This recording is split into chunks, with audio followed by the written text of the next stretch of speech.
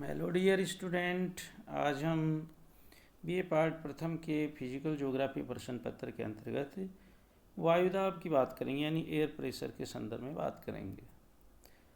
वायुमंडल में पाई जाने वाली विभिन्न गैसें एवं तत्व भी भौतिक पदार्थ हैं, अतः उनमें भार डियर स्टूडेंट होता है, वेट होता है। भूपृष्ठ पर वायुमंडल के दबाव या भार को वायुदाब कहते हैं। पृथ्वी की सतह पर प्रति वर्ग सेंटीमीटर क्षेत्र पर वायु का जो दाब है 2.7 किलोग्राम है, और सामान्यतः वायुदाब का हमें अनुभव नहीं होता है, क्योंकि ये हमारे चारों ओर समान रूप से वितरित है, इसलिए हमें महसूस नहीं होता है। वायुदाब मापने का जो यंत्र है, सर्वप्रथम टोरिसिली ने 17वीं शताब्दी में बनाया था डियर स्टूडेंट। वायुदाब मापी यंत्र जिसे बैरोमीटर कहते हैं, दो प्रकार के हैं। फोर्डिंस बैरोमीटर जो कि पारायुक्त होता है, और एनीरॉइड बैरोमीटर जो कि निदर्भ होता है। भारत सहित विश्व के अधिकांश देशों में वायुदाब के मापने की प्रचलित इकाई मिलीबार ही है। इसे तो इंच व सेंटीमीटर का प्रयोग भी किया जाता है। वायुदाब जलवायु का एक महत्वपूर्ण तत्व है, जो कि तापमान और वर्षा को डियर स्टूडेंट प्रभावित करता है और पवनों को नियंत्रित करता है। जो एयर प्रेशर है उसकी जब हम बात करें तो डियर स्टूडेंट, इसको कौन कौन से फैक्टर हैं, कारक हैं जो इसको प्रभावित करते हैं। तो तापमान है, आर्द्रता है, ऊंचाई है, ये मुख्य कारक हैं जो इसको विशेष रूप से प्रभावित करते हैं। तापमान और वायुदाब में डियर स्टूडेंट विपरीत संबंध होता है।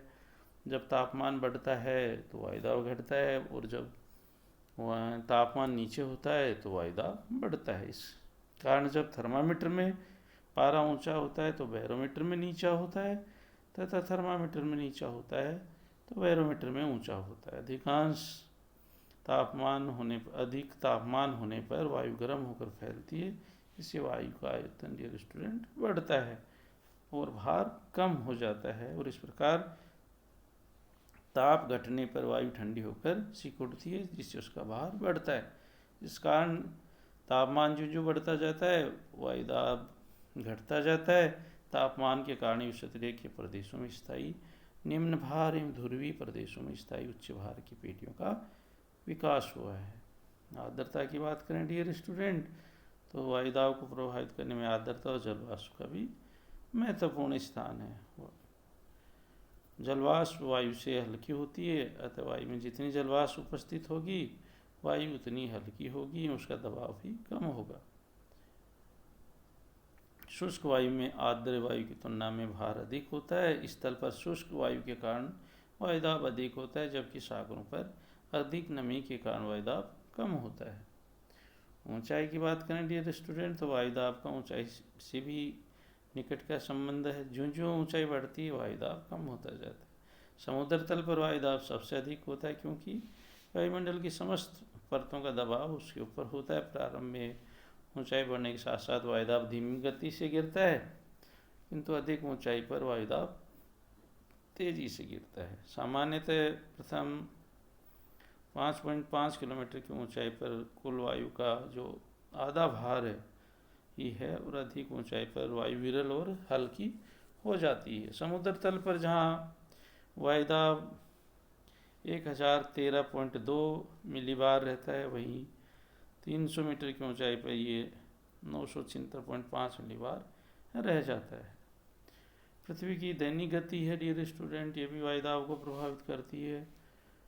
और वायुदाब का जो दैनिक परिवर्तन है वो दिन और रात के कारण भी ये परिवर्तित होता है। दोपहर के समय भीतर स्थानीय भागों पर बैरोमीटर में दाब की जो होती है वह समुद्र तट के भागों से भिन्न होती है।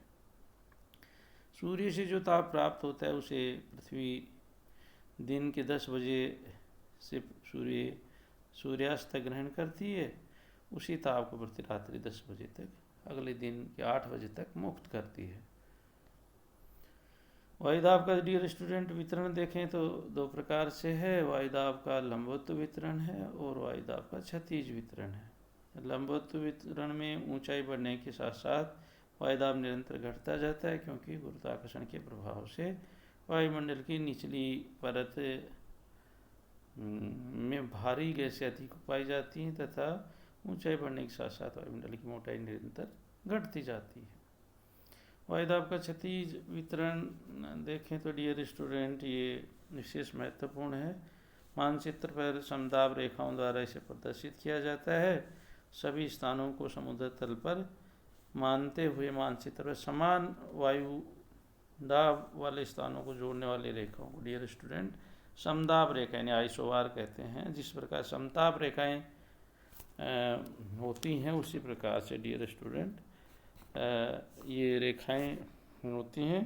जिस प्रकार समताप रेखाएं सामान्यतः अक्षांशों का अनुसरण करती हैं वैसे ही समदाब रेखाएं भी अक्षांशों का अनुसरण करने का डियर स्टूडेंट प्रयास करती हैं।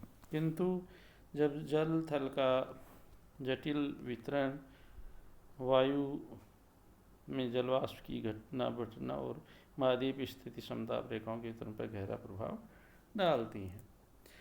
वायुदाब की पेटियों को इस डायग्राम के माध्यम से समझाया। वायुदाब विषुवत रेखा के ऊपर निम्न वायुदाब की पेटी है, फिर उसके बाद उच्च वायुदाब की पेटी है, फिर निम्न वायुदाब की पेटी है, फिर उच्च वायुदाब की पेटी है। तो ये पेटियाँ गतिजनिक हैं और तापजनित हैं। विषुवत रेखा के निम्न वायुदाब की पेटी की बात करें, ये शांत खंड है, डोल्ड्रम क्षेत्र कहलाता है और ये 5 डिग्री विषुवत रेखा के उत्तर और दक्षिण में फैली हुई है। इसका वास्तविक विस्तार भूतल पर सूर्य की स्थिति और मौसम के अनुसार उत्तरायण और दक्षिणायन डियर स्टूडेंट होता रहता है। ये तापजनित है। दूसरी जो पेटी है उपोष्ण कटिबंधीय उच्च वायुदाब की पेटी है। दोनों गोलार्धों में 30 डिग्री से 35 डिग्री के मध्य ये पाई जाती है। यहाँ पर उपोष्ण कटिबंध होने से तापमान सिर्फ शीतकालीन 2 महीनों में छोड़कर वर्ष भर ऊंचा रहता है। तापमान ऊंचा रहने के बावजूद यहाँ का वायुदाब ऊंचा बना रहता है। इसका कारण पृथ्वी की दैनिक गति एवं पवन व्यवस्था पर विशेष प्रभाव पड़ता है। ये अक्षांश के शांत खंड भी कहे जाते हैं। यह वायुदाब की पेटी गतिजनित है डियर स्टूडेंट। जो हवाएं विषुवत रेखा से उठती हैं वो इन अक्षांशों में आकर के नीचे उतरती हैं 30 से और 35 डिग्री के मध्य में। तीसरी है उप ध्रुवीय निम्न वायुदाब की पेटी। यह निम्न वायुदाब की पेटी दोनों गोलार्धों में 60 से 70 डिग्री अक्षांशों के मध्य फैली हुई है। इन अक्षांशों में तापमान कम रहते हुए भी निम्न दाब मिलने का कारण पृथ्वी की दैनिक गति है। अब केंद्रीय बल के प्रभाव से ध्रुवीय प्रदेशों में पवन बाहर की ओर बिखरने लगती है, अतः यहाँ ध्रुव वायु की मात्रा में वायुदाब घटने लगता है। ध्रुवों के बर्फीले क्षेत्रों का प्रभाव उपध्रुवीय प्रदेशों में स्पष्ट देखा जाता है और इस प्रकार यह वायुदाब पेटी की गति रचित है, गतिजनित है ये पेटी उपध्रुवीय निम्न वायुदाब की पेटी। चौथी है ध्रुवीय उच्च वायुदाब की पेटी। ध्रुवीय प्रदेशों में कठोर सर्दी, बर्फीला क्षेत्र का विस्तार, हिमपात आदि कारणों से तापमान हिमांक बिंदु से नीचे रहता है। कठोर सर्दियाँ पाई जाती है। निरंतर उच्च वायुदाब वाली सघन वायु की पेटी पाई जाती है। दक्षिणी गोलार्ध में अंटार्कटिका महाद्वीप, उत्तरी गोलार्ध में ग्रीनलैंड एवं निकट के द्वीपों में बर्फ का स्थायी विस्तार पाया जाता है। अतः इस प्रकार भूतल पर विषुवत रेखीय निम्न वायुदाब की पेटियाँ ये पेटियाँ डियर स्टूडेंट पाई जाती हैं। वायुदाब की पेटियों का जो खिसकाव सूर्य के उत्तरायण और दक्षिणायन होने 5 डिग्री उत्तर और 5 डिग्री दक्षिण की। जब सूर्य उत्तर की ओर होता है तो उत्तर की तरफ खिसक जाती हैं और जब दक्षिणायन होता है तो सब वायुदाब की पेटियाँ नीचे की तरफ खिसक जाती हैं। Thank you dear student. निश्चित रूप से आपको ये समझ में आया होगा।